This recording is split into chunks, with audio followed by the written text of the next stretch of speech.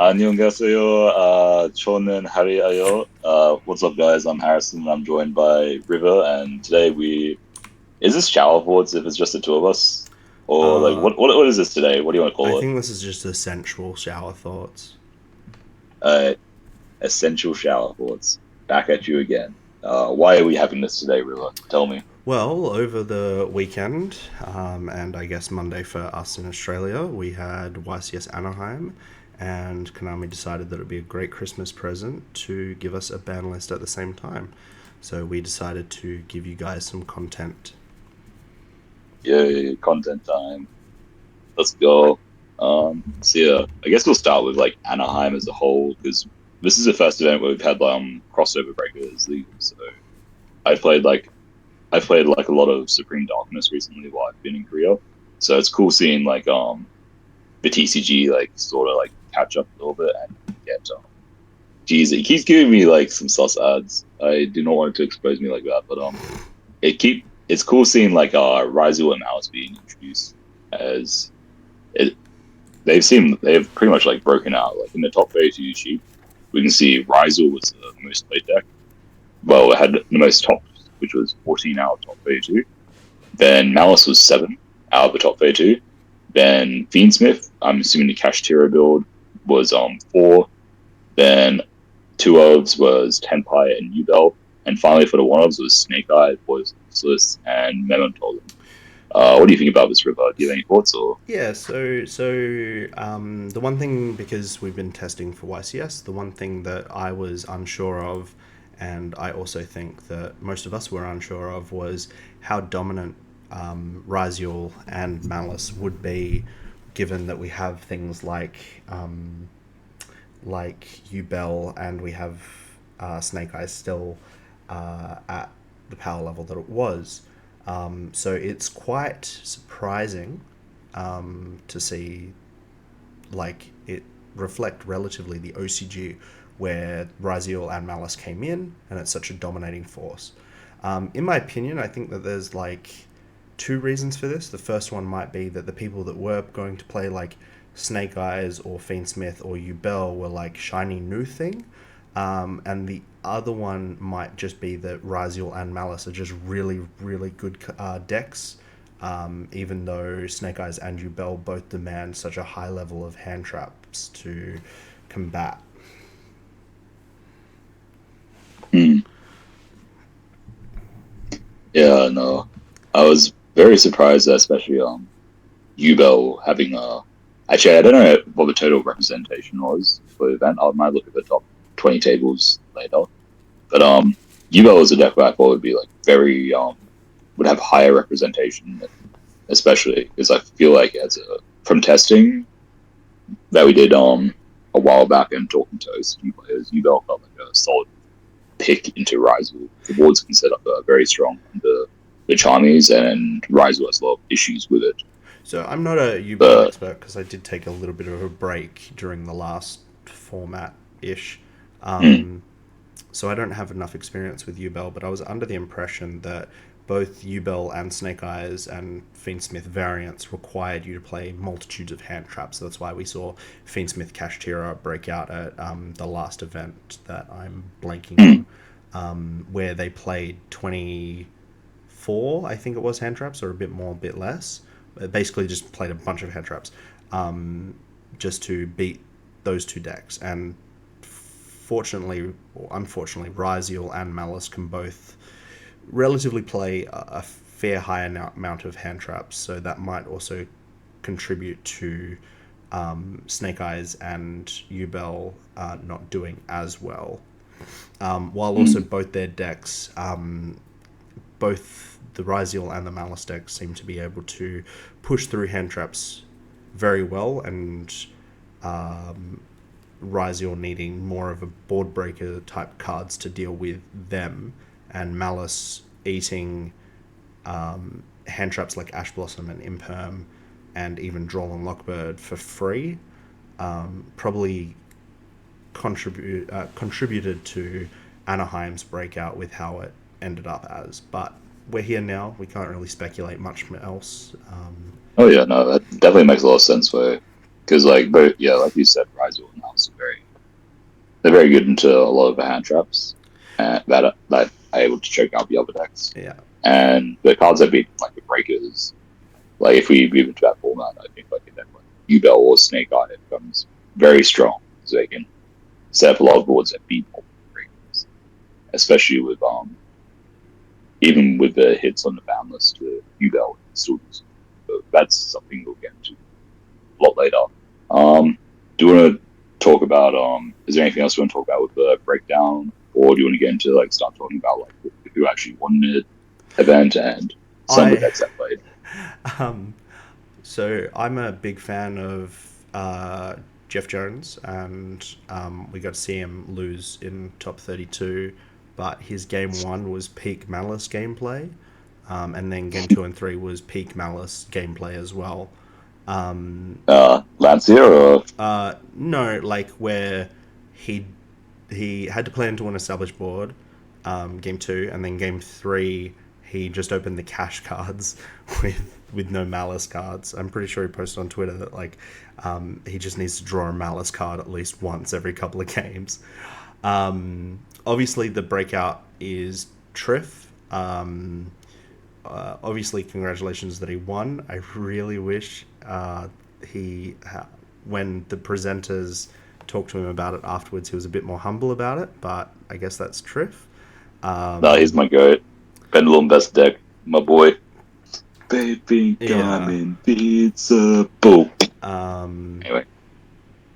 But yeah, like it was interesting. I think that the main thing was about Anaheim was just how good Fiendsmith Raziel was in Triff's deck profile, which he didn't share his side deck for, which I guess is fair. No, his side deck has been revealed. It just wasn't on the Konami blog. Okay. His side deck is there's one barrier, two thrust, two ultimate slay, one Lancia, one Sanctum. I think it was two storm, three Perulia, and I cannot remember the last three off the top of my head. Yeah, so his list is probably the breakout of Fiendsmith Raziel being very good. I've lost where I was going. It's very funny because I think last week when Josh and I were talking about Raziel, I mentioned to him that it's kind of crazy that Lacrima is just a recurring 4 that you can play 6 E-Tellies for, and I thought that was very interesting for the deck because, just because Fiendsmith is a recurring engine, it just keeps coming back. And him and I tried, I think, about 20 minutes just looking through it, and we ultimately decided that we'd get back to it if a ban list dropped, because the one problem that we had was there's too many extra deck slots. And that is reflected in Triff's list. The extra deck is uber tight. Like, you can't get away with other rank 4s. But at the same time, I don't know how necessary the other rank 4s are. But I don't want to spend our entire time talking about the lists. Obviously, Tempai came second, but we don't have to deal with that deck anymore. And yeah, the breakdown looks eerily similar to OCG, and people are calling this tier 0. In my opinion, this looks like a normal Yu-Gi-Oh format to me, but what do I know? Yeah, no, I think it's like we were talking about earlier, like Raziel deck is very like good into hand traps, since everyone can hand traps. So, that deck's able to like punish like a lot of people. Sorry. And a lot of it. Your mic cut out halfway through that. It's something you have to deal with. I am outside of my outside of Australia. It's my whole remote, my normal setup's like hella stopped, so that is something that's just gonna have to that people have to cry about. So what were you saying, Harry? So like yeah, so with the OCG, like River was saying, with the OCG format, it's very similar to what we were talking about before, where in our hand trap format, the right deck is able to easily punish that because of Detonator and sort of capitalize off the way that the other decks built. So if this continues like now and Rizel is the best deck, that will result in like a shift where breakers are more played, which combats rises, which will open up the format for other decks. Like I think it's I don't think it's gonna be as bad as OCG is, especially because like I think our the ban list didn't kill one deck hard enough that has been hit. I think can definitely be like built to like farm rise awareness, but we'll get into that later. Yep. Anything else you want to talk about with the deck breakdown, or what can we move on to next? Let's see. Not really anything here. Like I guess like it's cool. Like not many are actually on small world, which surprised me in the top four. Only one small world here, and how this one's on plugin, this one's on plugin, but Trip's not on plugin. It's like cool. Are you currently showing lists? Yes, I'm showing lists. You not see it? No, your screen's been frozen this entire time, I'm assuming then. That's so funny. Alright, yay. That's fine. Let me see. Yeah, I love trying to join a technical Australian server from Korea. Technical difficulties. Overseas stuff. Can you see this list now? Can you see Christopher Pike's list? So, had you shown anything else prior to this? Because we were stuck on the YCS Anaheim. I had a breakdown. I had Triff when we were like blazing him. Yeah. Look at his muscles. Awesome. Big man. Yo, shouts to Team Supreme Pro. Like formed in 2019. I think it was 2020 for the 3-3 before COVID, and now we've all on a YCS. So that's pretty cool. Triff list, Tempai list. The list we were just talking about, and boom. Yeah, where's the deck list? Do you see all that, or? I see that all now. Yeah. Yeah, cool. I'm glad that our viewers just got the usual just one blank screen and just Yep. Yeah. They can pause if they want. Here is Jeff Jones' mouse list. It's not on YG Pro yet. Yeah. Please, Douglas, I need it up here. That's fine. By the time this comes out, they would have seen it. But yeah, no, he'll have it sorted very soon. I like and I hate Jeff Jones's list. I like it because he's playing Malice. I dislike it because he's playing like 2 droplet, 2 talents, which makes sense, but it's just like I'm after Snake Eyes. I might be too Snake Eyes pilled where I just view it as you must max out on hand traps. Maybe that's just like a thing that I've got to learn is that like I can play board breakers again, which is probably true. He mentioned just one quick thing before we move on to the next is playing Salamangreat Almirage instead of Link Spider, or cutting something else. I think it was the aggregator for Almirage, just for the weird instances where his Malice gets summoned off of field spell, and he has to link it off because it gets hit by a hand trap. He links it off for Link Decoder or whatever the Link one is. Yeah, Decoder. And then he has to normal summon a hand trap and link that for Almirage and then make Splash Mage, which I actually think is very funny, and I hate that I now have to play an additional Link one if I want to play this deck. I used to do this in Map Deck and it came up a lot. Yeah. Okay, we can continue. Yes, anyway, speaking of YCS, America has really stepped up this game. Like team this year, like this event was really fun. Like shoutouts to I think like Kangas has been like a wonderful addition to this. Like he has like added like a lot more entertainment to it, and like the whole team overall, like especially like this whole skit where they're trying to steal like the ban list. I can probably find the video of it, but I'm scared what will pop up if I do it. I don't know who came up with the idea.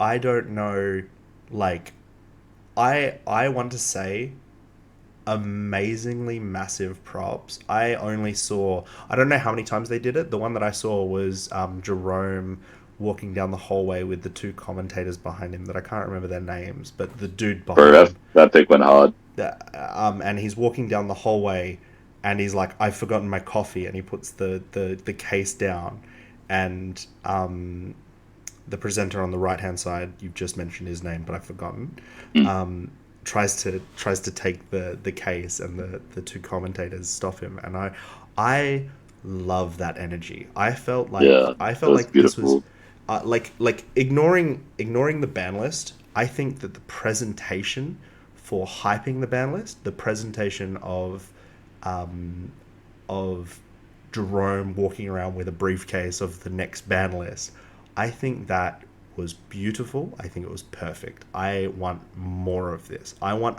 like every so often a YCS where they just do this. Like they fly Jerome out to like Brazil for a Brazilian YCS and they just drop a list there. I hope that this isn't the first and last time. I hope that this is the first and there's more to come.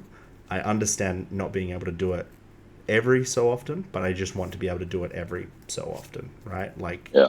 not every event, I but mean, it just some. yeah, it doesn't need to be like this. It can just be like other like random skits in between rounds. Yeah, It just like adds a lot more to it and makes each like YCS content. like a pre-recorded. Like I'm thinking in my head. I'm thinking like a really funny skit. Like just making these skits would be really funny, but like a really funny skit would be having like a very badly like photoshopped or generated like Konami HQ, and then it goes to Jerome sitting at a desk, like a massive desk with like a pile of Oh, cash, dude, right? And let he's me let me pull up the best one. Let me. and he's like talking on the phone, and you've got like one of the commentators or something like underneath the desk with like a microphone, and Jerome's talking about the ban list, and that's how we find out about the ban list. I 100% think that there is some creative things that you can do here with these type of ideas, and I really love it because it also, while it's something within the niche, I think that these are type of content that can break out of our niche, especially considering like Pokemon. I don't know Pokemon doing this, and I don't know like Magic doing this. I'm sure that Magic has done something similar to this, but this, in my opinion, is like content that they should like do. I'm trying to find my favorite thing Are right now. you still Uh, on Steve's Twitter here, or have you yeah, frozen I'm out? on that one. Okay, I've got a. I'm trying to find one from. I just want to make sure that you don't Yeah, freeze yeah, out. no. There's a specific one I'm looking for from one of the European casters. Ed, I remember seeing that. I found it very funny. But I need to find the actual one Yeah. from Ed Templar. Um, Uh, but the only unfortunate thing, and I don't want to contribute to this problem, I found a lot of people complaining about the ban list, but praising the skit, and I just want to make the distinction that the issues that people had with the ban list were I would say nullified by the All of these skit. duelists participate. Whoa, that's loud. I just got to oh, talk. sorry. Um, yeah, like Yeah. Anyway, people complaining about the ban list. I think were a little bit nullified by people yeah, people enjoying the skit of Jerome coming out with the case. All right, yeah. play this. What is this? This is my favorite. I do have sound on this one. Back to you. Thanks, Nadir. But what are all of these duelists participating to win? Well, with more information about the main event prizes, Is it this one? it's me. Yes, it is this one. Thanks, me. Yes, I am here with some Yeah. brand new prizes. Back to you. I don't know why. I just I found this like one very this. I entertaining. like this. Yeah, yeah. But like, Yeah, just like random like skit things. It doesn't I have to think be like year related. It just like adds so much. I think light-hearted skits like this, like in my head, it would be cost effective, so it wouldn't cost much, right? Like I don't think outside of like maybe Jerome lives in the area. I don't know Jerome personally, but like I doubt that they flew him out for it, right? Like it would be cost effective. It wouldn't require that much, and it just adds so much to the experience because I know that it was either last year or the year before we had complaints about the stream being boring in between because what they'll do is they'll Mhm. replay from the last event, and the last event would be last format, and why would I care about watching this, or I've already watched it, right? And it's like turns me off and I just move on to something else. But skits like this mean that people pay attention. Like the fact that we found out that there was going to be a ban list today was because of the skits, from my knowledge, Yeah, which and like is that what made you us like so much more. Like we paid so much more attention to yeah it as like well. I tried to look at how many people they had, but during the ban list reveal, I think they got up to 24K live viewers, which is great. That is fantastic. Yeah, specifically probably because of the ban list. All right, hit me up with next because I think this leads directly ban list time. into the ban list. So I listened to the ban list live, and unfortunately my takes were a bit similar to Jesse Cotton. I'm not sure if you guys have seen the reaction where they start off with the unlimited and he went, oh, the who cares. The only thing on this list that I think is relevant is opening of the Spirit Gates. I think that card's really good. The one issue Dude, yeah. I can give like a big roundabout opening Spirit Gates. Okay. So Dark Beckoning Beast by itself ends on with a rest of a hit of a ban list, ends on double Omni Negate, the Verugus and Desiree, the link off an opponent's turn, and like a Phantom. Very like efficient. Okay. And if you want, you can adjust to end on like Escape instead to do a double pop, which is a lot stronger into Raizu. So But like my inherent point about opening coming back to 3, because at first I was like, oh, this just means that they murdered Yubel. But the more that I've thought about it, the more I've realized that opening like gets a little bit weaker into the current format because you have to contend with a detonator, right? So you have to opening plus, well, you have to open the card that searches opening plus something to stop a detonator already, which is what every other deck has to do already. So like I actually don't mind this coming to 3 in like hindsight. yeah. That's a very strong card. Pancratops is also cool. It doesn't really interact with Detonator just because it doesn't have enough attack, and also Detonator can protect itself. But it's still a cool thing. It'll probably be relevant at some point. It was at 2, not many people played it, and now it's at 3. I'm happy it's at 3, that's all we need. I'm happy that it's at 3. I don't think it's as powerful as it was before, but that's also why we have it at 3 now.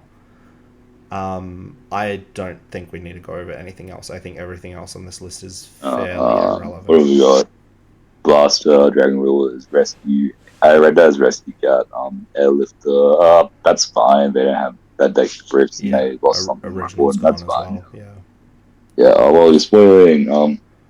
Semid. Again, this is another... Was it Tsuchinoko cool because you can in like a Darko deck specifically, which would play this card, you have more reliable reptile access for Haggard, so you get an extra draw. That deck, if it doesn't get draws, is probably winning anyway. But I think extra draw is always very cool. I think the same opinion that I have of semi-limit applies to unlimit. Like it's very rare that these matter that much. What's Slash Draw at? Slash Draw still at 1. Okay, never mind. One thing that I'm surprised at, I didn't realize this, and it doesn't matter. I didn't realize that Fiberjar went to 1. I'm assuming Cyberjar went to 1. I'm assuming it went to 1 last list, but I just... Yeah, it's been at 1 for a while. I know one of our friends has been trying to play like Runic Jar deck out. Okay. And he did it against Michael a few times and he got very sad. Yeah, I don't think any of these cards matter. Alright, next, the limits, which are a little bit more important usually. Yeah, Tundra! So yeah. I'm not a Tenpai expert. I don't know Tenpai that well. I know how the deck functions. I'm not in-depth knowledge about this. I'm fairly sure there's no coming back here though, right? Like we have triple Master Dragon. We can play two more what's his face of a Generiku. Which I think it's like they've only got really shit. They've got one Kaiman field is spell, such a flexible card. One field spell, one Kaiman, and one Chandra. I think that should be the end of this deck for now. I think mainly because I think Kaiman being the most broken card, like Chandra's also pretty broken, but like them both being at 1, especially with one summoning, kind of makes me feel like there's a nail in the coffin there. Before we talk about Phantom of Yubel, I want to talk about Zodiac Barrage. Okay. Michael thought this card was already at 1. I assumed it was already at 1. This card can come back to 3. Just don't unlimit. Don't limit or unlimit or semi-limit Trident. Don't unlimit, semi-limit, or limit Broadball. And we're good. Barrage is not as broken as it was before. The XYZs is still pretty good, as we found out last time we bought Barrage and Trident back. That was a fun time. We can talk I about. remember making full Dragon Board and just dying every time, even though I actually locked So, in with 2 cards. I just kept dying somehow. so I think sorry, one funny thing about Barrage, if they actually brought back Dryden, I could see it being played in Ryziel as like a push through like interaction, right? Like you just play like Mm. one rat, you play one Barrage, and then you like play one Dryden because it doesn't mess with anything in your deck, and you just get to increase your pop count. Now we just play with Lunalite cards, No, because then we also play Pinky. we don't go that far. So now we can talk about Phantom of Ubel. Yeah, so Phantom Evo to 1 is fine. Because like with opening at 3 and Engraver and not hit, like no Fiendsmith stuff touched, I think that deck is still good. Because you can always like get Phantom back with the field spell whenever you want. And you can add it back with Rage. There's so many ways to like keep that Phantom in rotation. What You just have to play is like a lot safer. so you Korea follows OCG list? I'm assuming.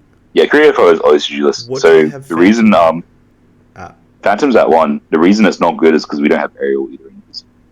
Okay. With Aerial Leader, this deck is really strong. Okay, it's still good. Okay. Vietnamese players who I think he got second at a YCS equivalent before Phantom went to 1 during Supreme Darkness format, and he found like we were testing the deck for versus Ryzel, and it's very strong into that deck. But then because OCG just doesn't have an Aerial Leader, it's not good. If we have Aerial Leader, I think it's really really strong. So I wanted to do that. Okay. Especially with Bao coming out at some point. Yeah. Maybe we have another list before Bao, but we'll see because Bao is a scary card. Well, they certainly did something with Fiendsmith, right? Like, right? So let's see. All right. Banned cards. They did address Bao technically by banning Bao. We're not getting into this argument again.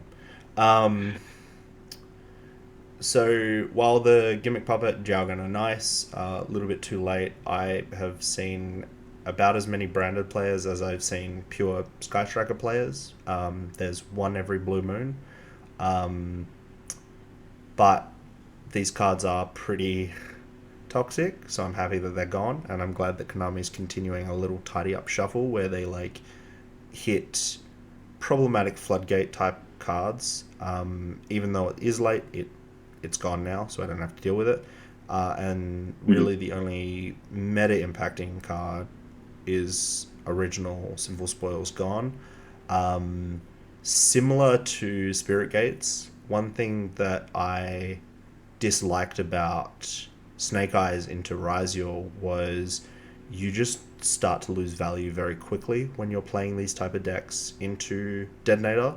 So if you go Witch, discard Special Summon, Witch effect, they can pop it. If you set the Azamina continuous spell, they'll pop that when you activate it. Like, these cards feel really weak. It's the same reason why I'm a bit hesitant to play Kashtira and Malice if I was to play Malice. And one reason why Detonator is such a good card is that it's just very good into a lot of like engine type cards, like the Malice Field Spell or Opening or any of the Kashtira cards. And none of these cards threaten the Detonator in the same way that like a Druid Worm, for example, threatens a Detonator. But yeah. So Jerusalem threatens Detonator. That means Dragon Link's back, right? Yeah, sure. I mean, Dragon Link would probably have the same problem into Detonator that every other deck does at the moment, which is so strange to say that Dryden, but in 2024 is just really good. I mean, it's Dryden, but it's not once per turn. Yeah, I guess that's fair. I don't have much else to say other than I understand why Konami doesn't want to hit the Fiendsmith cards. I was prepared for a Fiendsmith card hit, because although that engine hasn't been around as long as Snake Eye, I was just prepared for like Engraver to 1 or Track to 1 or like something like that. But didn't happen. I don't mind that they're around. I think that the Fiendsmith cards are like still really good. I think that they're like being I guess like a linear combo is very good because it's not like a linear combo in the sense that like it only does one thing. It can do multiple things, but to get to that multiple thing, it has to do one thing, which is engrave a track, search Larry, pitch Larry, special summon Larry, link 1, special summon level 4.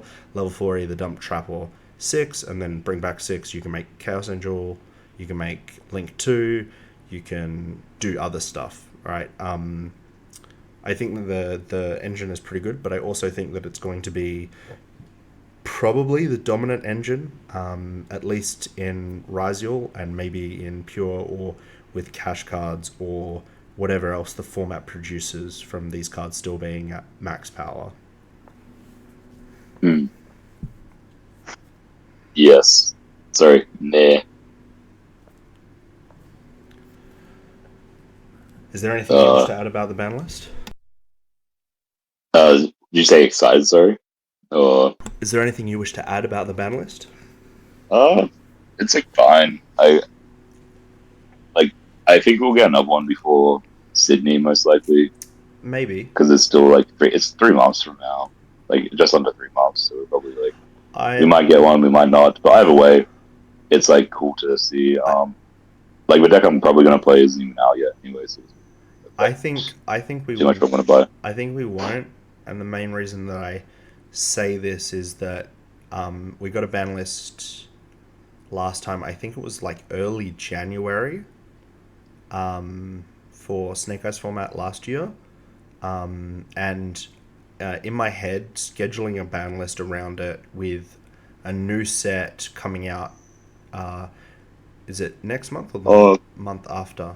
So where the first Supreme Darkness comes out in late January, because it's before I get back. So I don't. And then we have a YCS after that. Yeah. Then we have it's like 2 weeks, and we get Blue Eyes structure decks, and then we're the first YCS with the Blue Eyes structure. Yeah. So I don't know where you would put a ban list that would make sense, especially considering it doesn't make sense to put a ban list before the next YCS, and it doesn't make sense to put a ban list after the next YCS, because otherwise that's the one YCS with the one ban list.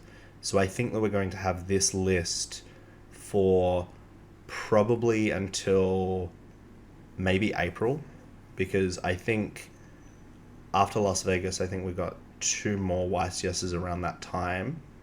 And then I would say that might make sense to have a ban list around there, maybe just before the set after Suda gets released, or it could even be after. Either way, we will simply worry about it as it happens. So I don't think that we're going to get a ban list. I think this is the YCS ban list. But speaking about YCS, there's one more YCS before our YCS, which place is getting a YCS? Harry. I did not check. Sorry, I was sorting out my washing because there's a YCS. There's a YCS in America. I think it's in Florida, or it might be that gets a YCS before YCS Sydney, which is the one that we'll be attending, which should probably continue the trend of Ryziel being pretty good. It is a pretty good deck. It's got very low ceiling, but its floor is massive. I guess I think the only thing unexpected is how dominant these 2 archetypes have been, but we don't know if that's due to them being really powerful or whether that's because new shiny thing. And the next YCS will definitely clear that up, and we'll be able to see if Ubel can pull through, or if another deck can rise out of somewhere and attempt to make this a 3-deck format, or if we're stuck in a 2-deck format. Definitely doesn't mean that Rise is 2-0 though. Yeah, I think it's like if it does become the best deck, once it becomes prepared for, it'll be fine. It's just like people not being used to it, and that's what we have a lot. So, is there anything else you want to touch on, or? I think I've talked about mostly everything. I think that there's not much else to talk about until maybe next month after Christmas, where we can talk about like Suda. Maybe we can see if anything's been leaked about what we've been doing or what we've been testing.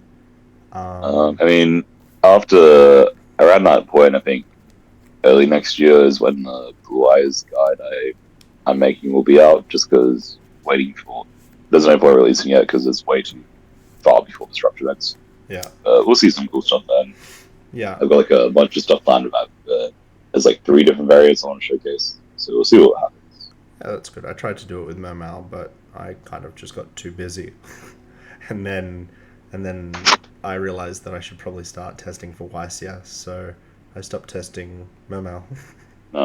Test my mouth for ICS. It gets a new fish. Harry's gonna do it, so you can join him. I've already considered it, and I already see the issues with it. Just overlook them. I can't overlook it. So just because I may as well. The new level 7 is like really good. It's a Teus that just is a going second card that can be also interruption if you like pitch Neptibus, which is like pretty good. Basically, it can send from an Atlantean or a Mermail from deck to graveyard, and then return a card the opponent controls to the hand. So this card is pretty good into Detonator. It trades pretty well, because obviously if they Detonator pop this, it means that they're not Detonator popping itself, so they don't have to. They're not allowed to plug in. But the issue that comes with this card is that obviously it's really bad into the Fiendsmith cards, because if they have the fusion, they can just negate it. If they have rank 6, they can just negate it. And Mermail doesn't really have something at the backbone of it that lets it play ultimately well going second. Going first, if it because it has things like Minstrel, because it has Neptibus, it can trade pretty well into hand traps, but it still has the same problems. The new cards don't fix these new problems. They don't add any new problems, which is nice. So maybe we'll see in half a year's time that Mermail just come out from behind the gates and it's just a really competent deck. But at the moment, for YCS speaking, I don't think it's good enough. Yeah. But with that, I think that that's the end of this intimate shower thoughts. Yes, I need to take shower now and then go sleep. Yeah, you would. We will see you guys at the next episode, and hopefully we'll have more people, and hopefully this video hasn't been torturous to listen to. As always, leave a comment down below. Ask us questions, because we'll probably answer, because we don't get many of those. Like, subscribe, and we'll see you next time. Bye. Bye, chat. Oh.